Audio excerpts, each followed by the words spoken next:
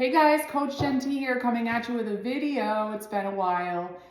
So I'm going to come at you with some tips, mostly because summer is around the corner, and if you want to feel your healthiest and the best version of yourself for summer, you need to start now.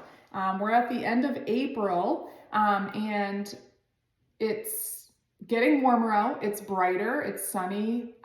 So it's now's a great time to get motivated to get outside, to fuel your body well, to feel your best. And what matters most is that you remain patient with yourself, because a lot of times that's why like my coaching program has a 3-month commitment, is because it really takes about 12 weeks to establish healthier habits. So be patient with yourself and don't expect things to change overnight. Stay realistic, and we're going to come at you with some of those tips.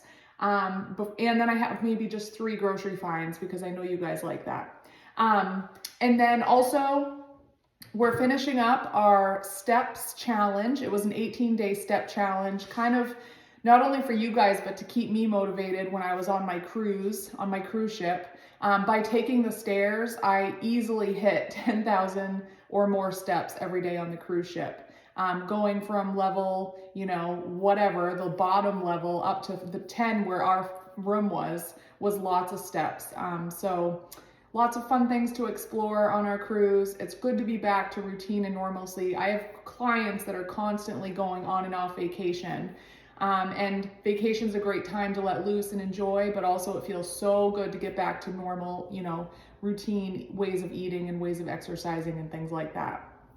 So we're going to go over those tips, but also before we get started, 2 other things. The first Monday in May is our new coaching nutrition program that is starting. So if you have thought about dipping your toes into being accountable to a coach and getting customized guidance on feeling your best for summertime, be sure to reach out to me. You can just simply private message me. I already had several clients start their programming before I went on vacation, and I'm not doing any more enrollment until the first Monday of May. So if you're thinking about it, reach out. I'd love to hear your goals, what you're looking to achieve, and then seeing if this would be a good fit for you. And again, that starts the first Monday in May. And then the other thing is we do have the 1 mile weighted vest challenge that started this week. You have until the end of the weekend to complete your mile. The challenge basically is doing 1 weighted mile a week for 5 weeks. So we're on week 1. And if you have a weighted vest, that's great. But also, if you have a little one, you can carry your little one on your back.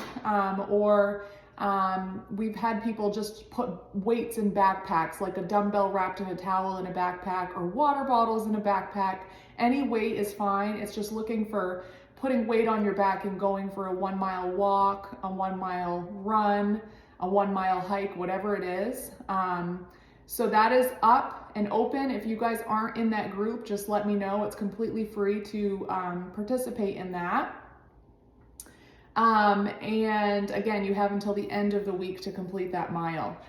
So we're going to do 10 quick tips on how to feel the best version of yourself for summertime. It might not be, maybe you want to get leaner, maybe you want to feel really confident in a bathing suit, or healthy and happy at the summer barbecues and events. Like, I know a lot of my clients right now are attending weddings this summer, and they have their dress picked out and they're looking to just feel super confident. So that's kind of what we're working on. But just some tips, even if you're not part of my coaching program, is number 1 is to stay hydrated with water, just plain water. If you really like flavor, you can always add like a lime slice, lemon slice, melons, cucumbers, things like that. But keeping a good water bottle that you enjoy carrying around and keeping it full. There is no solid guideline on how much water to drink. Some people say half of your body weight in ounces of water. I like to say a minimum of 60 ounces of water. And whether you like it cold or you like it room temperature, some people say drinking it with a straw. But having a good water bottle that you like, and carrying that around with you and helping you stay hydrated will keep you full, and it will keep you full on fewer calories, give you healthy hair, skin, nails, all of that. And it helps just every single function of your body perform better, including digestion. So when you do start to incorporate, higher fiber diets, you want to make sure that you're drinking plenty of water. And then of course with warm weather, you're going to be sweating more. You want to make sure you're replacing fluids. So that's number one. Number two is to eat balanced meals. Whether you're tracking your nutrition or you're not, one of the most simple things you can do is eat balanced, whole natural foods into meals. Think of like the plate method, which is my favorite easy way of guiding people to eat. So not sexy, but simple. You want to plan ahead and make sure you're having half of your plate of vegetables. And then you want about a palm size or a quarter of your plate of lean protein, whether it's chicken, fish. Also, of course, red meats like lean ground beef or steak are excellent choices. Eggs are also another protein one. Lower fat dairy like Greek yogurt is great. Those are some of the popular ones. And then you want to leave a quarter of your plate for a healthy carb like fruit, sweet potato, regular potato, rice. And that's just keeping it super simple. And then you want a dash of fat, whether you're cooking with olive oil or you're enjoying some avocado or nuts. And that is a balanced meal, and planning ahead and keeping it super simple will allow you the flexibility, like, later in the summer or later during barbecues or, your last meal of the evening to indulge in like a dessert or something like that, which is why in my program we teach people flexibility so you never have to live deprived or not enjoying real food, because we don't do diets in my program. Number three is to incorporate regular exercise into your routine. If you don't make time to exercise, you're not going to exercise. So you want to make sure you're scheduling exercise into your day just like an appointment. One of the things we do is say, looking at your week, realistically, when can you carve out time, whether it's for a 10-minute walk, you got to start somewhere, right? Or whether you want to do some strength training, just doing like 5 sets of 5 strength training movements. When can you fit that in realistically? Is it the end of the day? Is it the beginning of the day? I personally am a beginning of the day person. I like to get my workout done early because things always come up at the end of the day. Or maybe you're like a lunch break workout kind of person, but asking yourself when you can carve it in and making time for exercise. Movement is movement. So like maybe you love gardening, that's considered exercise. Maybe you have a job where you do like house cleaning, that's considered exercise. You want to make sure also that you are getting out in fresh air and nature. So like making that time to get outdoors, soak up the vitamin D in the sunshine and fresh air can really help not only your body, but also your mind. Number 4 is to sleep well. If you are not sleeping well and you're doing everything else correctly, like eating well, hydrating and all of that, exercising, you're not going to get the results you're looking for. You might find that you're actually moving backwards. So sleeping well is going to enhance your mindset, your metabolism. It's also going to help you just like make better choices, because our hormones are a crazy thing. And when you're overtired, you're going to be craving like the higher carb, higher crap foods. So make sure that you are sleeping well, prioritizing a healthy bedtime routine, and try and aim for 7 to 8 hours at minimum of sleep. Number 5 is to cut back on other liquid calories. You want to be mindful of things like alcohol, juices, coffee with extra creamers. A lot of those things in the summertime especially. I love my boating and my beers. So you want to make sure that you're being like mindful of staying hydrated with more water and just less like of the liquid calories, because liquid calories are easy to drink, but they do add up. So you want to make sure that you're spacing them out, whether you're enjoying a juice or a cocktail or a coffee drink. You want to make sure that you're kind of being mindful and having them and enjoying them, but in moderation. Number 6 is to be safe in the sun. So what I mean by that is like when you are out, you want to make sure that you're using SPF on your skin, because your skin is part of your overall health. So you want to make sure that you're staying either shaded a little bit or you just use lots of sunscreen so you prevent burning and peeling. That's one thing I was super proud of on our cruise, is I made sure that we had lots of sunscreen to apply, and none of us ended up sunburned, which is like rare. So it's very important to do that. Number 7, we practice this all the time in my coaching program, is mindful and intuitive eating. So again, we do we do encourage tracking to bring awareness to your intake, not forever, just short term, but also just being mindful whether you're tracking or not to listen to your body's true hunger cues.